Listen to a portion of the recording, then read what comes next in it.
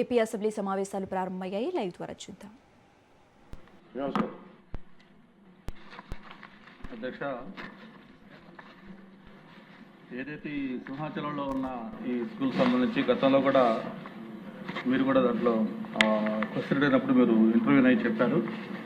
అయితే last time మన HRD minister గారు దీనికి ఆన్సర్ ఇచ్చారు. ఆ రోజు ఇది స్వర్గీయ అన్న ఎన్టీఆర్ గారు 1986లో దాదాపు 18 ఎకరాల్లో ఒక మోడల్ స్కూల్ కింద దీన్ని స్టార్ట్ చేయడం, ఈరోజు 1200 స్టూడెంట్స్ తోటి చాలా చక్కగా అది పర్ఫార్మ్ చేస్తాం.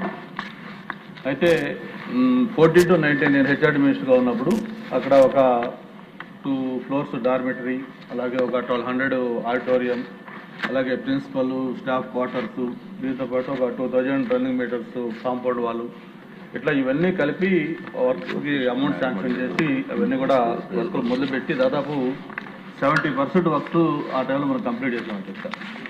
అయితే దురదృష్టవశాత్తు 1924 మధ్య ఉన్న ప్రభుత్వం దాని మీద పూర్తిగా చేతుకనేసి నిర్లక్ష్యం చేసింది.